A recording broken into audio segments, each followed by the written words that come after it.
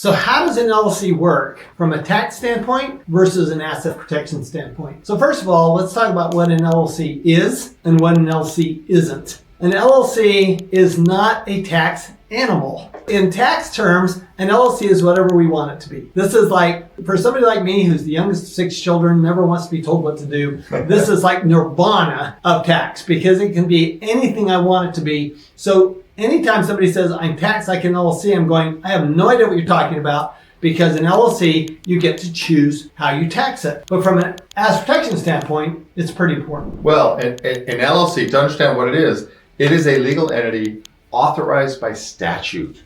It didn't exist before the 70s. 1979, Wyoming was the first state that drafted a specific statute that said, hey, let's create an entity that is called a limited liability company. So that's all it is it's a legal entity authorized by statutes. Now every single state has an LLC statute and you can create an LLC. What it does not say in the statute is how it's taxed. And that's actually a good thing, because what it says is you can tax it any way you want. You can tax it as a partnership. And in fact, the IRS gave up on this. Yeah, they actually fought this. Yes. They fought this for quite a while. I mean, I was in Washington D.C. in the Ernst & Young National Tax Office at the time. Yeah. That this all went down. It was confusing because it was like, what do we tax it as? We don't know. Right. And what happened was that IRS actually got bamboozled by their own, as we used to say, they got hoisted by their own petard. Exactly. Right? That's the old saying. And so because of that, they finally gave up, and now they issued these regulations called check the box. And all you do is you file a form and you check the box, how do I want it to be taxed? Right. So if I'm going to draw this up here, let's say that we have, now you always like to have 2 members. Not always. Not always. No. Okay. No, So yeah, because if it's holding real estate and it's held by a multi-member holding company, I really like single member. And yet, but at the top level, I like to have 2 people or 2 entities at the top level. Because from a tax standpoint, I want it to either be taxed as a partnership, right, or a corporation. I do not want to be taxed as a sole proprietorship.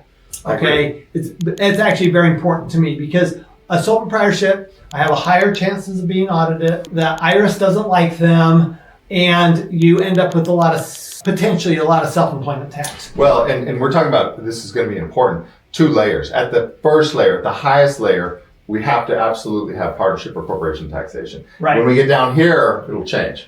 Absolutely. So here we have, I'm going to call it P1 and P2 for partner 1 and partner 2. Okay, because from a tax standpoint, again, it's a partnership. No, there's no such thing as an LLC. Yeah. It's a partnership. And by the way, partner 1 and partner 2 can be spouses. Some people say, oh, you can't have spouses because they're married, they file a joint return. Doesn't matter. Legally, that's 2 separate individual people. And the IRS has actually made a big deal of this lately. So if you have a power of attorney, you have to get a power of attorney for both spouses. Yeah. You can't get a power of attorney signed by both spouses. You have to have separate powers of attorney. So the IRS is actually respecting that they're 2 individuals, even though it's reported on the same tax form. But then from a legal standpoint, it's even a bigger deal, right? That you have to. Yeah. We need 2 separate individuals or entities. I mean, it could be a corporation as P2, by the way, as well, because that is technically a legal person. Right. So what you're always talking about okay, this is basic. We start there. Yep. This is an LLC. Doug and I like to use the same pictures for everything. Triangle. So triangle is an LLC and circles are individuals. So here's an LLC owned by 2 people. That's an LLC owned by 2 people. Very simple. It's a partnership. From a tax standpoint, it's a partnership. Unless we said, well, wait a minute. We don't really want it to be a partnership. What we'd like it to be is we'd like to be a corporation. So we actually then just make an election and we tax it as a corporation. And then we have to decide, well, wait a minute, is it a C corporation that pays its own tax or an S corporation that flows through? Right. So then all we do is it's an S corporation. So now what do we have here? We have basically your standard small business. Yeah. An LLC taxes an S corporation with 2 members from a legal standpoint, 2 partners from a tax standpoint. Right, and we're allowed to do this because of the check the box regulations. So I was with you when all that happened, and they were fighting, and they were trying to. Finally, they just gave up and said, you know what, just check what you want. We don't care. Just check the box. So Exactly. now we get to check the box, and that's one of the things that makes LLCs so brilliant. They're like the Swiss Army knife of legal entities, because you can just do almost anything with it. So now from here, here's the difference. If we had done a corporation, because you say, hey, we want to get to S Corp, so why don't we just do a Corp? And then we have the S election. The distinction is that these two people now hold what? Shares of a company, like Apple or AT&T or Intel or whatever. And a court, if they end up with liability, can do what with those shares? Seize them because they're property. Right.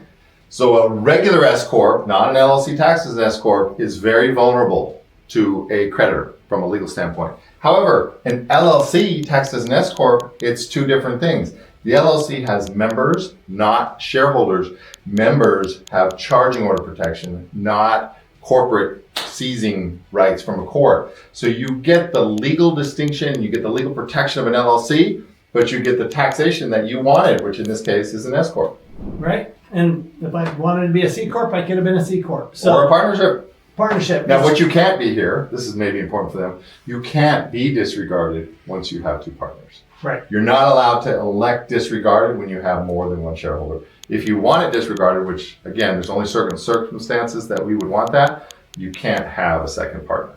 So let's say that you didn't have the LLC. Well, what would you have? Well, you'd either have. You already lost 30 to 40% of your income last year. And if you're not changing anything, you're about to lose it again. Not because you're doing anything wrong, but because no one showed you how the system really works. In my free masterclass, I'll show you how the wealthy legally pay less tax by doing exactly what the IRS wants them to do. If you're tired of guessing and ready to keep more of what you earn, you need to be there live. I usually charge over $300,000 a year to guide private clients through this kind of strategy, but I'm doing this live for free in January 2026. Seats are limited, and the free AI tool is only available to live attendees. Register now before you're too late.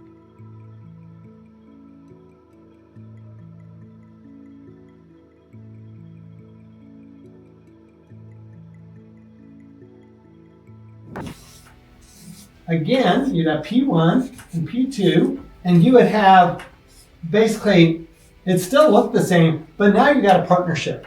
And a partnership, you can have a partnership agreement, or you can have no agreement, frankly, right? And then operate by the statute, the state statute. Yeah, if you have an LLC. You could be a general partnership, you could be a limited partnership, right? Now you're a partnership. The challenge is that a partnership can't then elect to be an S corporation. So let's say that you go, I don't know how I want to be taxed because I'm just starting out. Mm-hmm. Okay, and so what I kind of like is I just like it to be simple, starting out. Okay, well, partnerships are pretty simple. They're pretty simple animals. So if I'm an LLC, I can start out as a partnership, and then I can actually become a corporation just by making an election. If I'm a partnership, though, I can't do that. Now I have to dissolve. You're saying if you're not an LLC, if I'm not an LLC tax partnership, yes. I now have to dissolve the partnership and then form a new corporation. So much easier to start with an LLC, which has better asset protection anyway, right? Yep. And it's just so much more flexible from a tax standpoint because now I can go in and go, okay, I decided I'm making money. I don't want self-employment tax because if I'm a partnership, I'm subject to not just income tax, but Social Security tax is 100% of my income. Right. If now which is how much? What percentage? Which is up to 16.2%. On top of the income tax. The income tax as high as 37%. Right. So what I want to do is, as a business, I want to now be an S corporation. Right. All right. Now instead, I mean, here I have all sorts of options. This is what I love about the LLC. So let's say instead. Again, we're starting exactly the same. P1, P2. I form as an LLC. Now I'm going, well, wait a minute. God, I'm not sure. I think I'm going to have like multiple business here, okay? So I'm going, but I don't want to have multiple tax returns. Right. And I don't want to have, all this complexity in my life. So all we do is we make it pretty simple, okay? We may do this where we're an S Corp, but then what we do is down here, we have all these, and now we're talking about your single member LLCs, right? Yep. And these aren't corporations at all. They're LLCs. For tax purposes, they're invisible. They just become part of the S corporation. We keep the books so that we're tracking them. But now we have one tax return, but we still have what? We still have the asset protection at every level because they are still legally totally separate and distinct entities. But tax-wise, they all flow up. And this is exactly the same thing we do when we do a holding company. And let's say this was real estate. In that case, we would not want an S corp. We would absolutely want partnership taxation. This is the one. Okay, so the rule is, if you're starting out and you don't know what to do and you just want to not get it wrong, do an LLC and start doing your business in your LLC. If you're going to hold any assets, though, make sure you don't make it an S corp or a corp. Don't make it a corp at all. If you're going to hold real estate, if you're going to hold valuable assets that you're going to depreciate, Depreciable assets. any kind of depreciable assets, you're going to get into serious trouble if you lock them into an S corp, because then if you ever want to restructure, that's going to be considered a sale and a gain and a recapture of all that income. So, and that's a mistake I see, Tom, all the time. People come in and they go, "Oh yeah, I done LLCs for all my real estate. Oh, I did this, and my accountant said I should be an S corp." And I'm like, "Oh no, we're stuck. We got to deal with that then." And we can deal with it, but it's not nearly as good. And so it's very important that you get the right asset in the right entity from the beginning. Absolutely. So if you don't know what entity you should be in, I'll tell you, we spend a lot of time on entities in our tax and asset protection boot camp in tax. A lot of our time is spent on entities because every time we'll come up and we'll say, don't put real estate in an S corp, and you'll see somebody's face fall because they have real estate in an S corp. Yeah. Okay, or worse, in a C corp, which is way worse. Yeah. But okay, so let's solve this. Okay, here's the great thing: it's not like S corps are good and C corps are bad, or partnerships are good and S corps are bad. They're just different. Yeah. And so they have different uses for different times. I'll show you one other example of this. This is one of my favorites.